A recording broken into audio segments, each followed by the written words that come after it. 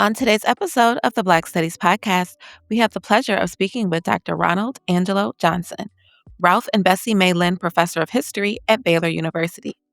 Dr. Johnson's latest book, Entangled Alliances, Racialized Freedom and Atlantic Diplomacy During the American Revolution, published in 2025 by Cornell University Press, is a reinterpretation of the American Revolution, which brings to light the fascinating story of American patriots and rebels from Saint-Domingue, later Haiti, allying against European tyranny. Entangled Alliances has received the Texas Institute of Letters Honor Award for Most Significant Scholarly Book and the Phillis Wheatley Book Award. Johnson is currently working on the book We Are All Equal, Turmoil and Triumph in the Early United States and Revolutionary Haiti, under contract with Princeton University Press. A diplomatic history of race and revolution, illustrating that Americans and Haitians shared important understandings of liberty. His first book was Diplomacy in Black and White, John Adams, Toussaint Louverture, and their Atlantic World Alliance, and he is co-editor of the book In Search of Liberty, African American Internationalism and the 19th-Century Atlantic World.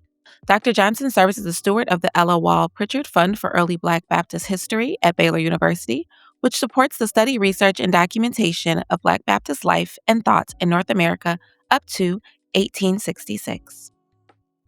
Hello, everyone. Welcome to another episode of the Black Studies Podcast. Today, we have the absolute pleasure of speaking with Dr. Ronald Angelo Johnson, Ralph and Bessie May Lynn Professor of History at Baylor University. How are you doing today, Dr. Johnson? I'm doing so well. Thank you for asking. I'm so glad to be here. Thank you so much for being here. I'm really excited to talk to you. Let's get started with how you got into Black Studies. Wow. So how did I get to Black Studies? I mean, okay, so this answer is going to be kind of roundabout, kind of like your old uncle's answers, but I promise there's an answer in here, okay? So my path to Black Studies began back in my hometown. I'm from the South, and people talk about being from the other side of the tracks. Well, literally, railroad tracks separated my hometown. And Black and Latinx people lived on one side of the tracks, and white Americans lived on the other side.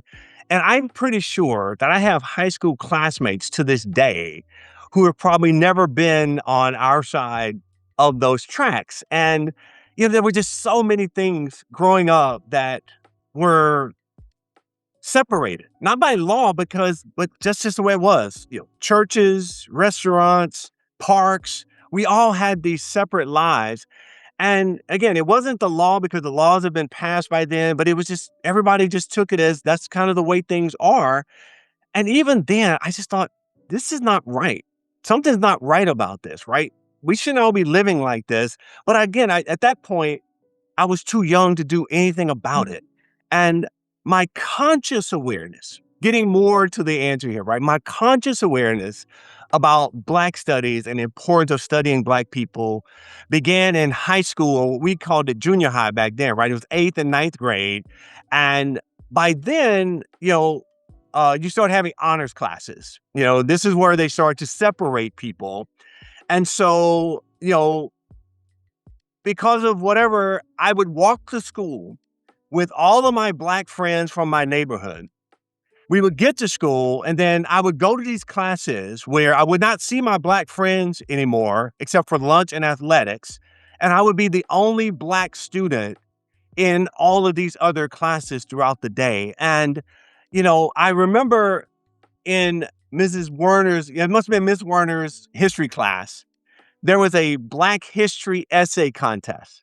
Now, Ashley here, and to all the listeners, I'm about to make a bit of a confession. I don't even think my kids know this story. And I don't even think I thought about this story until you asked the question about how I got to Black Studies. So there was a Black history essay contest. And the way we were taught about Black people in school, not in my Black church, not at home, but at school, the way we learned about Black people was something like this, right? It's a simplified version, but I think it's not too far from accurate. Black people were slaves. Then we were freed, and we became poor people in ghettos across the North and sharecroppers in the South.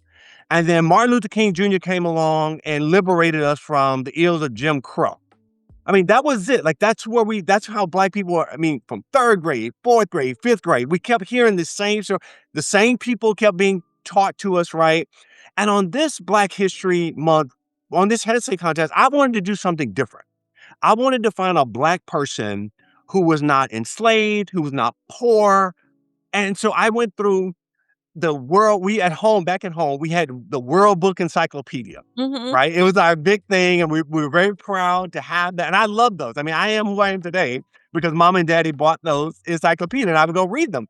Well, that's where I went. I went to the encyclopedia, and I'm flipping through trying to find someone to write this essay on. And I came across the name John Brown. Now, already you can spot the problem with Yeah. this, right? But I want to say this is my eighth grade self that was doing that, okay? And there was no picture. There was no picture of John Brown. It's just his name and then the little entry, right? And so I'm reading about this guy who was fighting with Black people to free Black people from slavery. And so, remember what I said about where I grew up and how I grew up, Yeah. he had to be Black. Yeah. I mean, in my mind, I could see no other conception of anybody but a Black man doing what John Brown did. And I wrote this really, really good essay. And I really thought I was going to win or at least get a third place ribbon or something. I got nothing. Right. And I was a really good student. And so I get the paper back and I'm rereading. I'm like, this is gold. Like, and but Miss Werner never told me. Miss She Werner never told you. me that John Brown was not Black.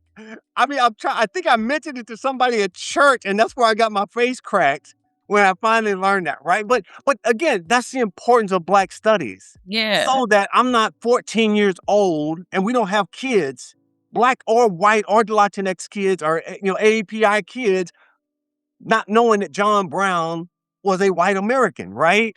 And so then the very next year, I'm in Mr. Cho's history class. So both of these are history classes. And again, I'm the only African American student in that class.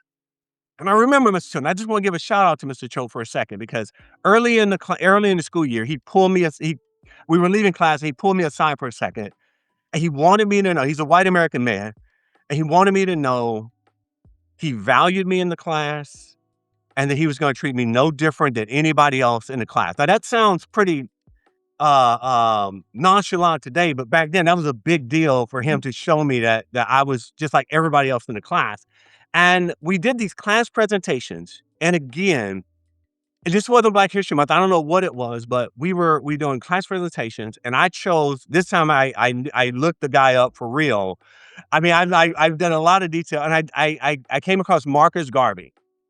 I had not learned about Marcus Garvey in school, so I did my essay on Marcus Garvey, and I remember I was the only person in the class whose presentation was a Black person. And I was very proud of that. I Mhm. was really proud of that. And also, actually, I could see that my white American classmates they were enthralled by this guy just as much as I was. And I will say right there, that moment right there of watching my white American classmates be enthralled by this Black man they had never heard of either, that set a course. I didn't know it at the time, but that set a course for the way my professional life was going to play out, because I see that same fascination on the face of my white American students Mhm. when they're learning about Black people for the first time. So that's how, I mean, I kind of stumbled and bumbled into Black studies, but I realized I needed to know more. And that kind of mistake in Miss Word's class and that sense of empowerment by Black history in Mr. Cho's class, that really kind of propelled me forward from there. Well, thank you. So, 2 questions. One, um, I wanna ask if you wanna say anything about, like, your, post-secondary trajectory into Black Yeah, studies. I will do that. And here is another confession that man, you just bringing out all kinds of confessions from me today. But so I began my academic career not in Black studies, right? I began actually, I was international studies, focusing on Russia and Eastern European Europe, and with an economics minor. And so I took the classes necessary for that. And well, let me back up for just a second. I went to the first Gulf War, right? So like I had this experience of war and of being in the military. And I really saw growing up in this white black dichotomy that I mentioned earlier. When I got to Saudi Arabia during the Gulf War and I saw people from all over the world working together, I just said, we that you remember early on, I said, as a kid, I didn't like that black white paradigm that I grew up in. I saw that it was totally unnecessary. That paradigm was a choice certain people were making, and I didn't have to live like that anymore. So I did international studies, and so I knew the Russian language, I knew all these things, and so I went to graduate school at Johns Hopkins SAIS School of Advanced International Studies in Washington, D.C., and you can see the trajectory, right? I'm gonna go into diplomacy, I'm gonna do all this work. My first semester at Johns Hopkins SAIS, I took the Foundations of American Diplomacy class, and in that class, for the first time in my life, I'm a master's student at this point. For the first time in my life, I learned about the Haitian Revolution.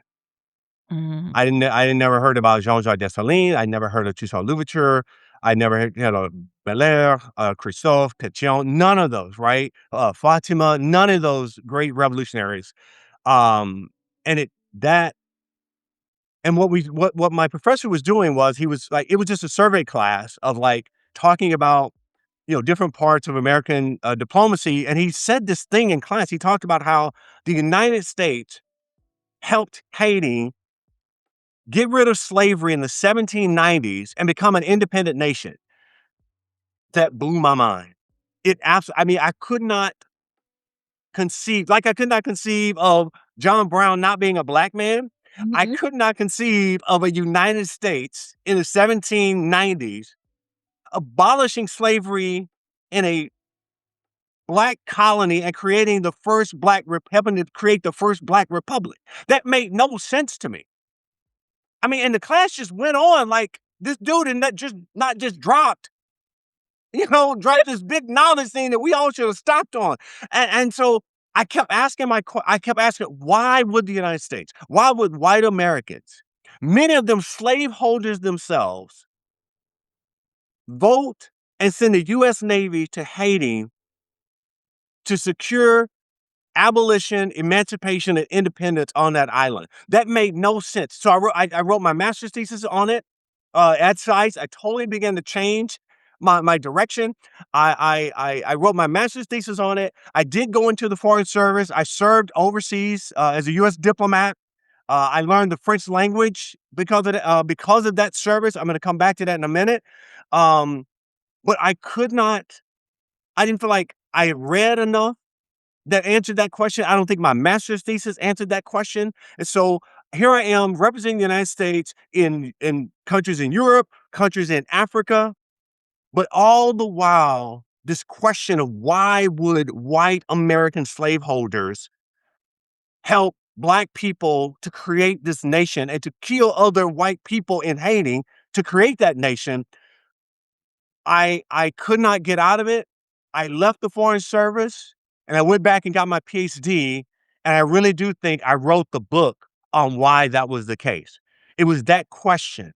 Mhm. And you can see remnants of from our own childhood, right? Of these railroad tracks. How do we break down these railroad tracks? How do we not live in these bifurcated environments? And in the 1770s, during the John Adams administration, there was cooperation between these two nations. So the question I keep posing, all these years later is if they can do that in the 1790s, why do we keep making the same mistakes over and over and over again? And it's because just like in my hometown, certain people make decisions that this is the only way they can exist in the world is by keeping people separate.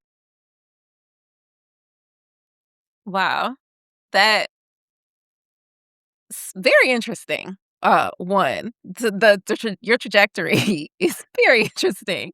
Um, you did say you were gonna come back to learning French. Did you Yeah, wanna say something on that? I would. I didn't know at the time how transformational that question around the Haitian Revolution would impact my life, right? Mhm. But by serving in the U.S. Foreign Service and getting a fluency in French, I it allowed me to write. It allowed me then, and it continues to allow me to write U.S. histories that employ a great deal of French and Haitian scholarship that's written in French. And if I didn't have that language, if I didn't have that skill set to go to those archives and to read it in the original language, then I'm not sure I could have answered the questions that I've been asking any more adequately than other people have. And so, a lot of times when we see these gaps in the historiography, or the gaps in the literature, or the gaps in the scholarship, some of it is that there's just a skill set that is not that people don't have, right? There are insufficiencies in their toolkit, and the U.S. government gave me the French language toolkit that allows me to write about early Haiti and early United States in a way that others, simply because they don't have the language skill, Mhm. don't do. So it doesn't mean I'm smarter or nobler. It just means I have a skill set that allows me to expand the literature in ways that others can't. Thank you. That's actually something that's come up, quite a bit in several of the more recent, conversations I've been able to have, like the importance of multiple languages and not just the language themselves, but also understanding the dialects and reading in context in different languages. So that's If I could say something about that, I think one of the greatest strides, particularly in terms of studying Haiti right now, it's a skill set that I don't yet have, but it is scholars and graduate students learning Haitian Creole, right? Mhm. And really being able to put the Haitian voice in, as opposed to what the French said about Haiti, or what Americans say about Haiti. Now we're able to really ask, what do Haitians say about Haiti? And I just think that is so important. And I would like, if I could, I'm going to make a plug here. It's a soapbox that I've been on for a while. I think across graduate studies, across disciplines, our graduate students need to be taught adequately in another language to be able to look at the literature, because one of the problems we have in the United States is that sometimes we feel like, and again, I want to say here, this is where I think Black studies really does a better job than others, right? Whether it's diaspora studies, whether it's African American studies. Here's what, because there's cross pollination in those fields and departments already, right? But across other fields, whether it's political science, history, literature, others, like, sometimes we feel like we're the only people doing this work. Yeah. When there are, whether it's in Latin, where, you have Latin American scholars writing about Black people in the United States in Spanish, in Portuguese, right? But we can't access that because we don't speak Spanish or Portuguese. You have organizations all over you have professional organizations all over Europe filled with European scholars writing about Black people in the United States, but we can't access because it's written in either French or German. And I think just having access to be able to read the scholarship that's being produced in other countries, one is a leg up, but it also allows us into the archives to Mhm. those original documents. So I just think, other than that little test that we give students in the summertime, that, I mean, it's not serious. I just think if we're going to do have them study a language, have them study an actual language and actually put some of that work into their final products, because I just think it'll make it better. But what we do right now, and again, I know for all the graduate directors out here that are tuning in, I'm not saying you're asleep at the wheel or anything like that, because those language skills take money, right? And so departments and universities are going to have to commit to giving money and time for grad students to learn that language. I had it because I learned it, in the foreign service, and so I came to school with it. But yeah, carving out that time for students to do that, I do think it's important. I think it will make North American-based scholars much more proficient and profound, but I do know that there are time and money constraints to that. Well, you mentioned, um, the encouragement of having language be a requirement across all fields and disciplines. So I wanted to ask you how you situate yourself disciplinarily, and how do you see your work as crossing multiple fields or disciplines in. That is really, really a great question, and I have to say, when I don't walk around in my head, "Ooh, I situate myself this." So I really had to think about this a little bit. How do I? Because when you go through the day, you're just kind of doing what you do, right? President Obama, he was in a video and he made a shot and he made a basketball shot and he was in his full clothes. And everybody looked surprised that he made this 3-point shot fully dressed as the president of the United States. And he just turned to the camera and said, well, that's what I do, you know? And so most of the time we're just doing what we do, right? So I really like this question because it really made me think about how do I situate myself? So I am a early US diplomatic historian that uses race as a lens to center Haiti as an equal partner and ally with the United States during those early periods. And so that's kind of long. So let me kind of unpack that a little bit, right? I Diplomacy by its nature, and again, you can see where my earlier training and my professional training come into my scholarship, makes its way into my scholarship, because diplomacy by its nature, not by its nature, is transnational, right? In order to tell a diplomatic history well, you have to be able to tell both sides of the story. So I have to give Haiti just as much play in my work as I do the United States. But in order to do that, I have to go beyond history. And I am indebted to our scholars of the languages, to our scholars of literary studies, to our scholars in anthropology, to our scholars in sociology. My work by nature, to do the work that I do, I depend on other disciplines that have gone deeper, particularly in terms of Haiti, right? Particularly in terms of Black people in the United States, because one of the things that this diplomatic lens allows me to do is it's not just Washington talking to Port-au-Prince and things like that, but it's like the ways in which Black people in the 18th and 19th century were keeping up with what's going on in Haiti, and the way Black people in Haiti, which is redundant because Haitians are Black, right? Because Haitians are keeping up with what's going on with Black Americans and how that is affecting them, right? Well, a lot of that work hasn't been done in the field of history. It's been done in the sociological field. It's been done in anthropology, right? It's been done in the literary fields. So I need that work in order to make the claims that I'm making, in order to bolster the um the arguments that I'm making. I couldn't do it without the work of a whole range of scholars across fields. And sometimes I'm reading their work actually, and I don't know what this says. It is, and because they're not writing it to me, they're writing it to other literary scholars, they're writing to other anthropologists. So I have to send out an email or get them on the phone and say, hey, listen, can you walk me through this? And here's the thing. Yes, there are jerks out there in academia. There are. But what I have found, there are more people who care, who want us to succeed. And I've just found, particularly in being interdisciplinary, I've just found people more than happy and willing to help me understand the work that they're doing when they realize that I'm standing on their shoulders to do the work that I'm doing.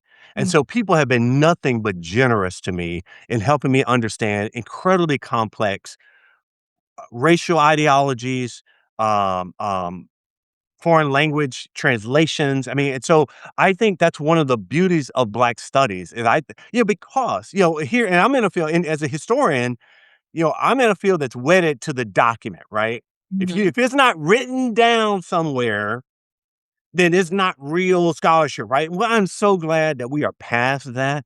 I'm so thankful for Saditha Hartman, for Marisa Fuentes, and so many others who just said there are so many other ways to get at Black people, even if it's not written down. And again, I could not do the work that I'm doing without pioneers in this field. And so I hope one of my hopes for Black studies is that we will continue to be interdisciplinary because here's the thing, at its roots, at its core, Black studies is about community. It's mhm, not about me doing my work and hogging it, but it's about me helping others and others helping me. And that has been my reality, Ashley. That has been my reality is that people across disciplines. Now, I have to like make sense of what I'm actually trying to do, and that's a skill set, right? But it's another reason we don't do a lot of interdisciplinary work sometimes because having to talk across disciplines, it can be hard sometimes. But people have been patient, they have listened, and when they get what I'm trying to do, not only would they introduce me and tell me about their own work, but then they'll give me a list about 5 other people that I need to reach out to. And that's what I love about Black Studies is this community aspect. And I hope as we move forward, we continue to be a community of scholars who are dependent and supportive of each other. Thank you. We're going to come back to the moving forward piece in just a second. But because you were talking about the work that you've done and the work that you do you want to say something about your most recent book, Entangled Alliances? Yes, so Entangled Alliances, just came out with Cornell University Press last October 2025. And it's entangled, the whole title is Entangled Alliances, Racialized Freedom and Atlantic Diplomacy During the American Revolution.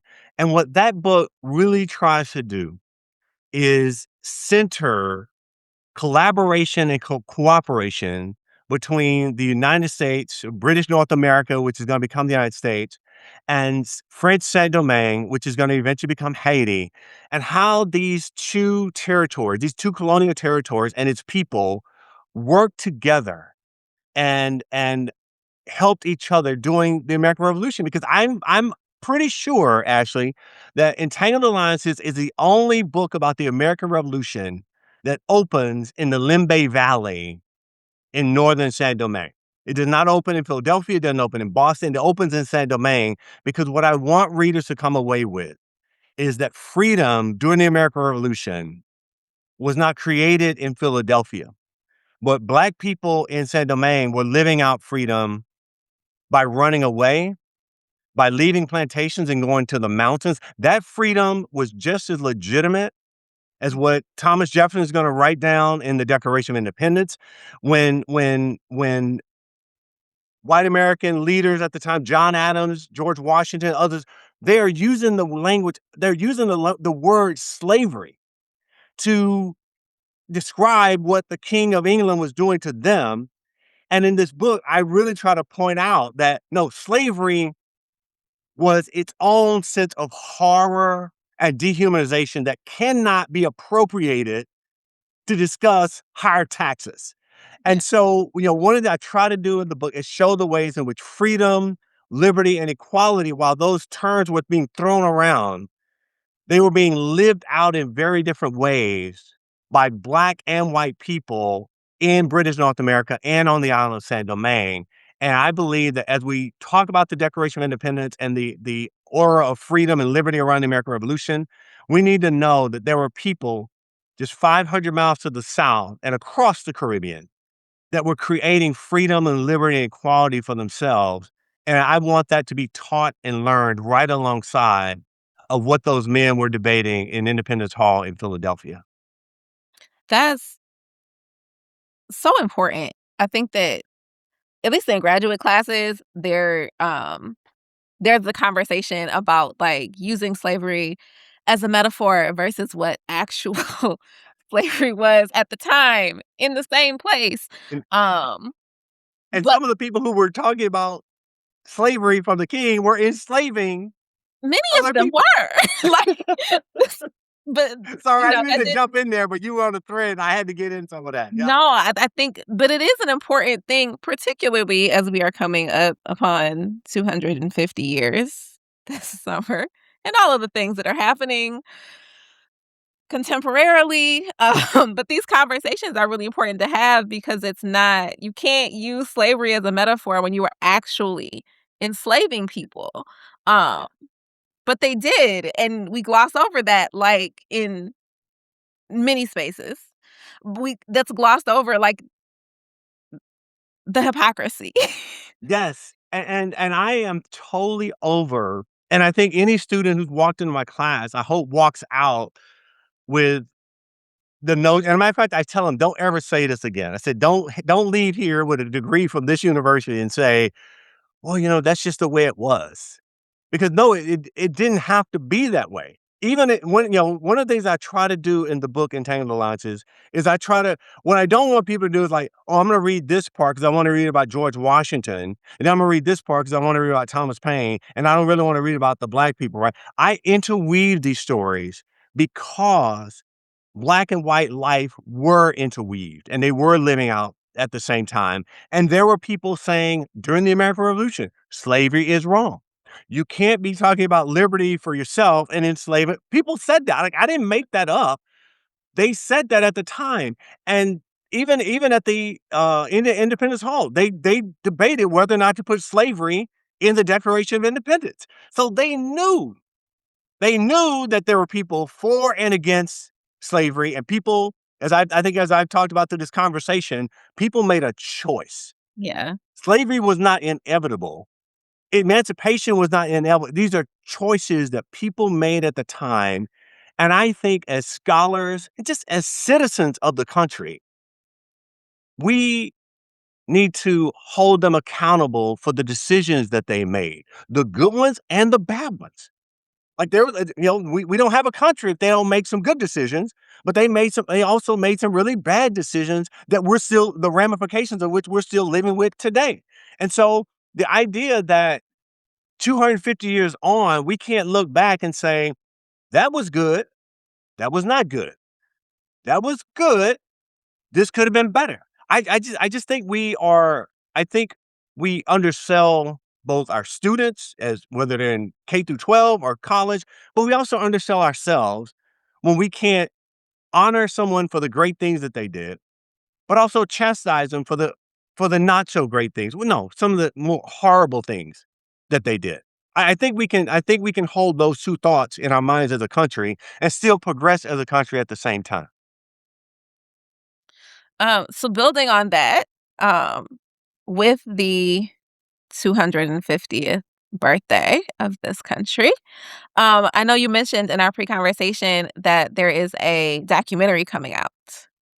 Yes, yes. So I had as scholars, we've all watched documentaries and we see some of our colleagues on there, and it looks really good. And so I was so thrilled when I got approached by a very influential African American in Philadelphia, Oliver St. Clair Franklin, and Bear House Media from the UK.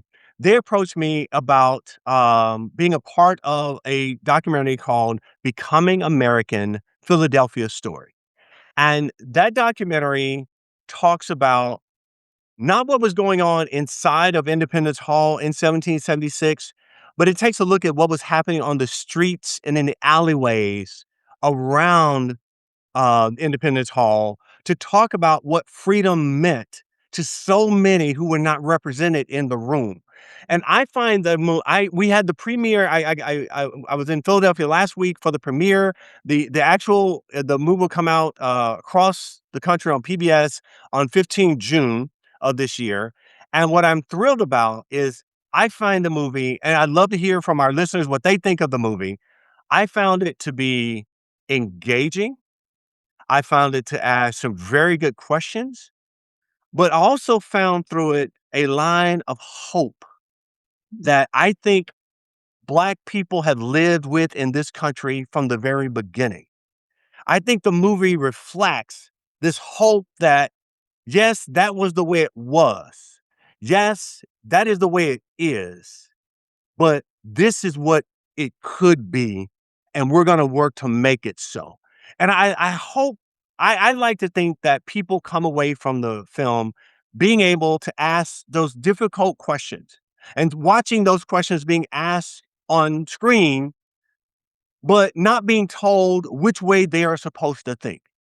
By having the scholars and representatives on the film give them ideas, but at the end of the day, trusting the viewer to come to their own conclusions. Because, I mean, if we're honest with each other, nobody wants to watch a movie and be preached at the whole time. But I do think we ask questions that people are asking right now, and that you and I have we've done some of that asking during this conversation. But I like to think that we give really good historically based answers based on scholarship, based on the artwork because as you and I talked about earlier, they're just parts of Black life in this country, in the Caribbean, and around the world that we don't have the documentation for.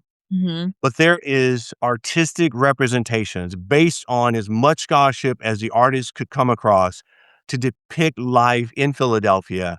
And I was blown away by the courage and the authenticity of the artist to give our viewers a taste of what life on the streets of Philadelphia were like while those men were in the building debating the Declaration of Independence. And I do hope the readers will come away with a sense of what it means to be who you are in this country.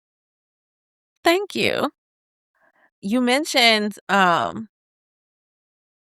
what like you said, you want your students to walk away from your classroom not words mean things. So I wanted to ask you more about how your work as a teacher and how your pedagogy is informed by Black studies. So at at, um, at Baylor University, the vast majority of my students are white American. Mhm, I'm in the history department, and I teach the Black Atlantic course. I teach the history of Black Americans. I teach the American civil rights. So much of what students are going to come away with in terms of Black studies from the history part is going to be through me and through my courses. And what I have found, and it goes all the way back to that ninth grade class when I was the only Black person in the room talking about Marcus Garvey. Well, there are classes at Baylor where I'm the only Black person in the room talking about Black people, right? And what I find is, let me give I don't know if it's a methodology, but let me just tell you how I do my classes, right? Whether it's sophomore, junior, senior level classes, I'm not about to sit up there and lecture everything. I go out and get prize winning scholarship by Black scholars across the board, historians, literary scholars, poets, anthropologists, and we read that work in class, and I have the students engage it. I think that just works for me because what I have to think about is, I don't know where my students are coming from. I don't know all their backgrounds. When they walk into my classroom, everybody's going to get love and education as equals in this classroom. I'm done with railroad tracks, Ashley. I won't have it in my class. So everybody gets treated the same. And so I don't need to know who your mom and daddy is. I don't need to know where you come from. You're all going to get treated. And so when you're reading, Erica Armstrong Dunbar's Never Caught, well, most of you've never read it before. We're all reading it together. And so when we come back into class, you're all on the same playing field. And so we read it together. We go through this work together. And what I have found again about the wonderful people in our field, and now that we have Zoom, almost every author I use in class will Zoom in and talk to my students about the book. Because what I want my students to know, one, is this was written by a Black person. This mhm. is written by a Black PhD. Because for many of them, actually, believe it or not, in 2026, I'm the first Black instructor many of these students have ever had from K through 12 on, right? And so I want them to read Black scholarship. I want to engage Black scholars other than myself to know that this is a world out there that heretofore you probably have never been introduced to. Mhm. And I want you to know how valuable it is. And in these classes, there are tears being shed. There are students grappling with their own childhood. When we talk about when we talk about in class Brown versus Board of Education and a lot of the segregated private schools that were built around that, these students didn't realize that some of those schools, they came out of some of those schools. Yeah. And I've watched them grapple with it in that classroom, but our classroom is no longer just a space with chairs and tables by that point in the semester. We have become a community. And so it is safe to share the pain that all that she carried, right? Reading that book with Time Miles, right? All that she carried, it's hard not to cry reading that book. And so in my classroom, that's what we do. We cry together in that room because this work is not, we're not just exchanging knowledge. The work that my colleagues are doing across the field of Black studies, it is touching these students' lives in ways that I could not. That's why I don't lecture. It's not that I don't think I'm capable, I'm not a good lecturer. It's that when I let the author speak directly to the student, it allows me to get out of their way.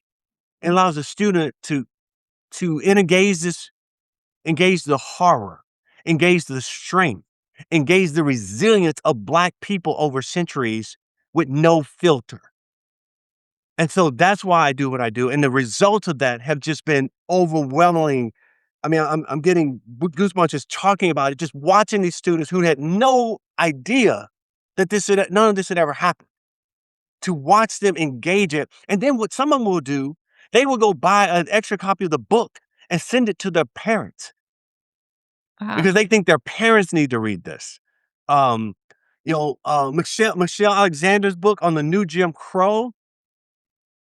I mean, when we read that book in class and watching their just disgust, watching their disgust with what was going on and why it was going on. They know what's going on because they can see it on TV, right? But what Alexander does in the book is she said, "This is why it is that way," and they Yeah. had no idea that it was like that.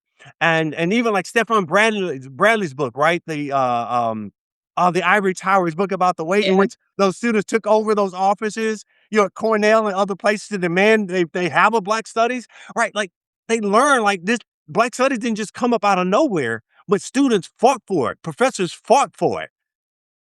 And again, I have to be while I'm so excited, I know that there's only so much my class or 2 classes will do before they have to go out and face a world that says white Americans should not be fighting for Black rights, right? And how they respond to that, I can no longer once they leave the classroom, I don't know how that turns out. I hope it empowers them to say that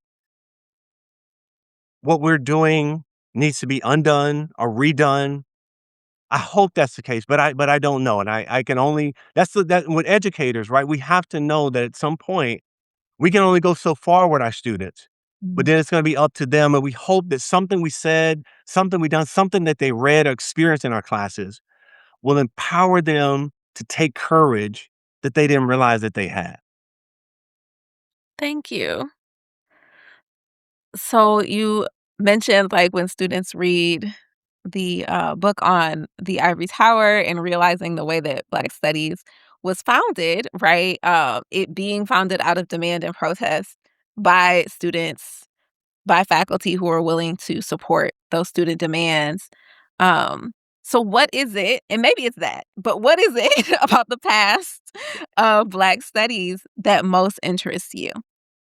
I I I keep taking your readers back to my hometown, but I'm realizing that that young Ron Johnson growing up is an older version of me now, just in more expanded intellectual ways that I couldn't have been there. I remember I got all A's one time because I was a good student, right? There was a reason I was in those honors classes, right? I was a good student. And I remember popping off to one of my mentors at church, a church lady, right?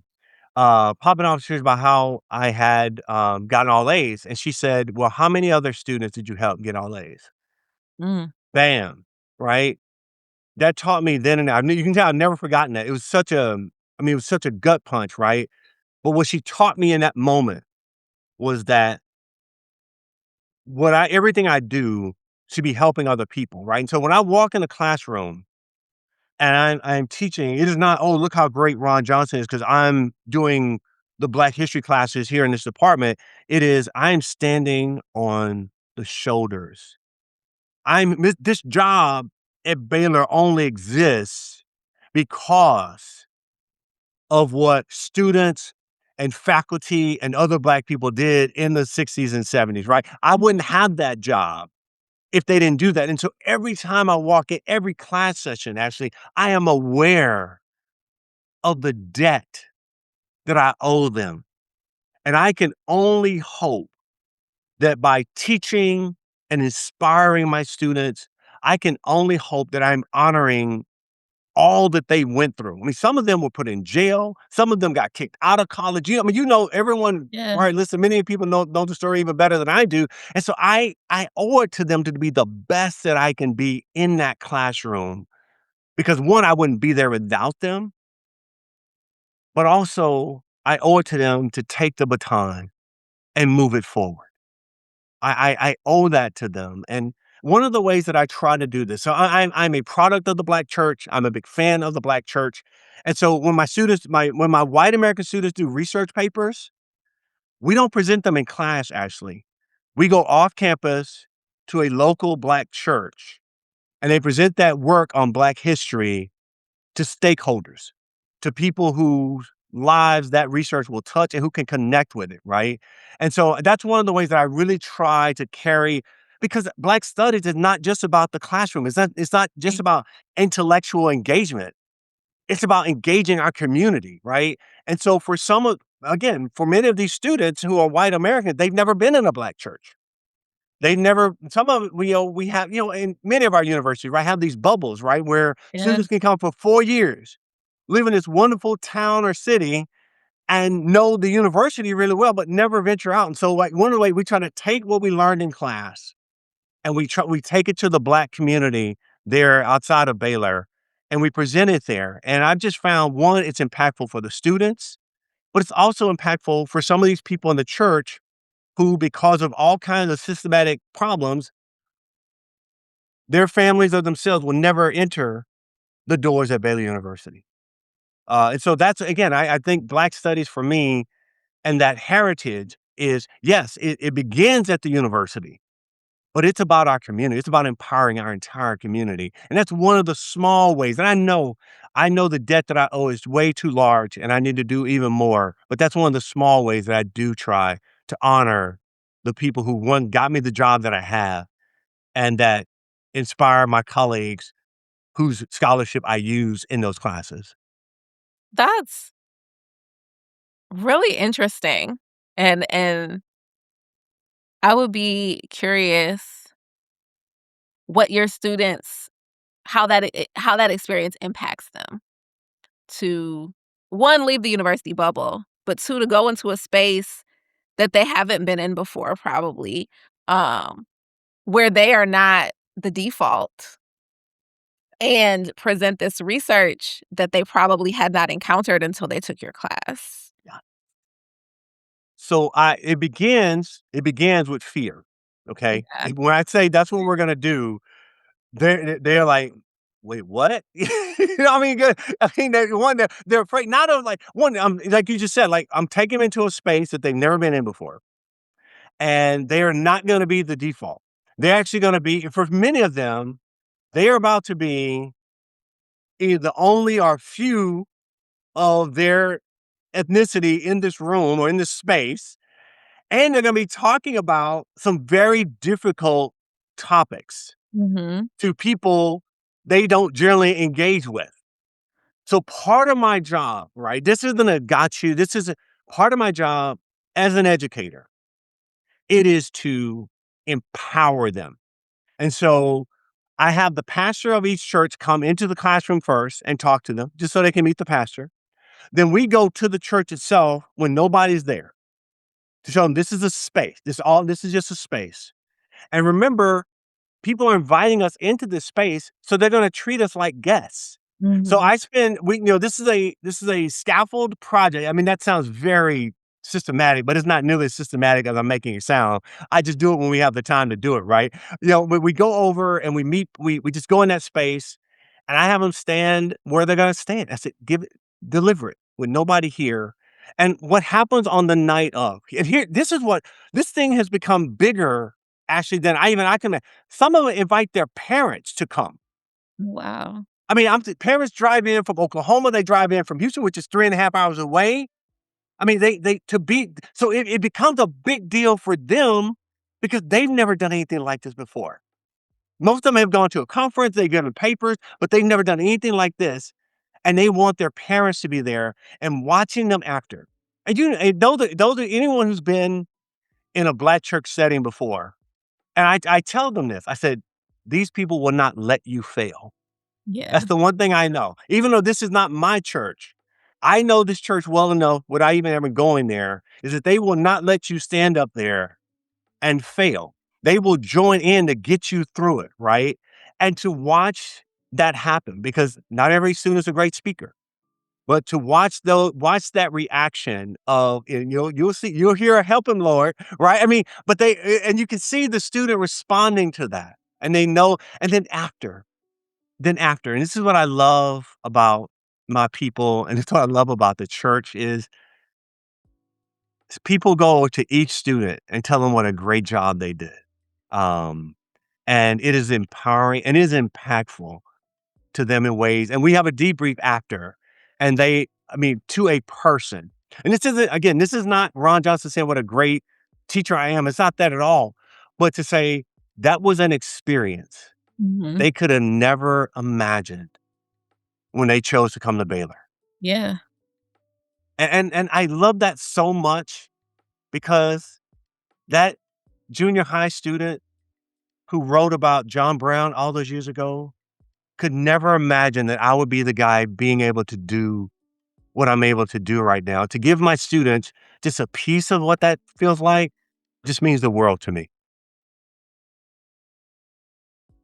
Yeah, I don't know that I've heard of an assignment like that, and I think that that's really a powerful thing to have your students go through. And then it also, like you said, like, it makes me think about just, like, the Black church tradition and how, like, the speaking public speaking is a part of the Black church tradition, right? Like, you read your Easter play, you read Yeah, the speech, like, yeah. that is something that is ingrained in that space in a way that isn't necessarily in other religious spaces in the same ways. Um, so it fits within that, and it's introducing students to that in a very tangible way, um, that I don't know that they could get otherwise. I I honestly, I don't either, but you're right. It's that whole tradition, right? Because and the thing is, I remember growing up doing the Easter play, forgetting my line. Right? But the whole congregation helped me through. I'm supposed to read a passage, and I get to a word, and I don't know what the word means. They call it out for me. And I know that is just such a special, distinctive part of what happens in that space.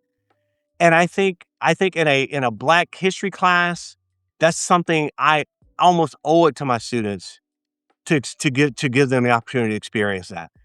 Because one, scholarship, reading scholarship is one thing, researching scholarship is one thing, but giving it in that space to people who are very interested in everything you're about to say, Mhm. I couldn't think of a better place to do. And again, I don't know. It really just popped in my head one day. I wish I had. Oh yeah, I was talking this. But no, it really just popped into my head. I should do that, and I did it, and it just turned out to be a thing that I will continue to do. Well, thank you for sharing that. I think I'll probably be thinking about that for a long time because that's it's fascinating, on multiple levels. But, um, I got one more official question for you. Yeah. So what interests or excites you most about the future of Black studies? Or some people, what questions should we be answering right now and moving forward? And you can take the context within which we're operating in Black studies right now into consideration or not. Yes. No, I love that question and that set of questions because I do think about the pioneers and the founders of this field of study. And I don't think they wanted this field, as broad as it is, to be just something that we do as an intellectual exercise. And so, what excites me about the present and the future of the field of Black studies and all of us who labor within it, I could not think of a better time to be doing what we are doing. I think about Martin Luther King Jr.'s drum major instinct sermon that he gave a month before he passed away. And I pray to God I'm quoting the right sermon. But he begins in talking about if he could talk to the Almighty and the Almighty would ask, what time period would you want to live in? And what Martin Luther King does is takes the congregation on this trip about the field of, meeting Socrates and Aristotle, and when they came up with philosophy. He talks about being with Martin Luther, for whom he was named, when he's tacking the 95 Theses on the door at the Church of Wittenberg. And he takes them on all these major historical moments in life, but he says, I would not want to live in any other moment than in the one that I'm living in right now. And I think I'm excited about Black studies right now because this is when the United States of America needs Black studies the most, at least in our lifetime. And I Mhm. think not just for our Black students, for whom it gives affirmation and encouragement and empowerment, but also for our non-Black students, so that they see that the United States in which they have been born and raised is much larger and vaster than they ever could have imagined. Mhm. And that we all have a responsibility to speak life into this nation by telling its truth. And not just to tell the truth for condemnation, but we tell this country its truth to show that look at how far we've come. Yes, look at what happened then, but look at where we are now and look at where the future can take us. And that is one of the things I think Black studies does so well. Some of the critics are so fascinated and get it so wrong that Black studies is about talking about the mistakes and the ills of the past.